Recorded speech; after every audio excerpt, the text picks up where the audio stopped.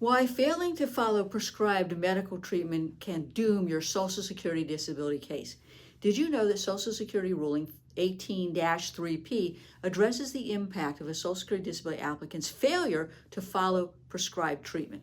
Social Security does a two-prong analysis. First, they're going to review your medical records to see whether the doctor prescribed treatment and whether you followed that treatment.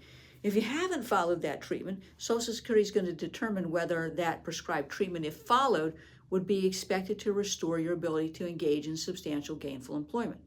Now, Social Security is not going to consider treatment recommended by a consultative medical examiner or a medical expert who doesn't have a treatment relationship with you. SSR 18-3P makes it really clear that the prescribed treatment does not include lifestyle modifications such as dieting, exercising, or stopping smoking. However, prescribed treatment means and includes things like medication, surgery, or therapy. And if you fail to follow this, Social Security is going to go to the second part of this analysis.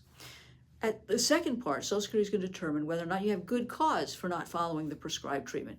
There are several good cause reasons that the Social Security will consider. These include your religion might hold that the recommended treatment is against your religion's teaching, but you're going to have the burden to identify the religion, provide evidence of your affiliation with that religion, and evidence that the recommended treatment is against the religious teachings. It might be that you have an inability to pay, and that can be good cause. But Social Security is going to ask whether or not you sought free community resources or applied for Medicaid or subsidized health care so that you could get the recommended treatment. They also might consider your inability to understand the consequences of failing to follow the prescribed treatment. There also might be a disagreement between what your doctors are recommending and leaves you confused. And one of the other reasons is that you have an intense fear of surgery or a concern that the surgery won't be successful. Now, that generally is not enough unless you've undergone surgery before and you didn't have a good result. Or you've had a situation where you've had something like that occur within your family. Now, that will be acceptable generally. It also might be that you've had a prior history of surgery for the same problem with an unsuccessful result.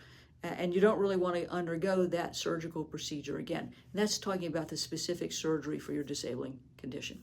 It might be that there's a high risk for the loss of your life or limb. It might be that there's a risk of addiction to opioid medication. And there can be valid reasons that Social Security can consider, but that will be done on a case-by-case basis. Otherwise, the failure to follow this prescribed treatment is going to potentially result in a denial of your claim. And you can be expected to be grilled about that at any Social Security hearing.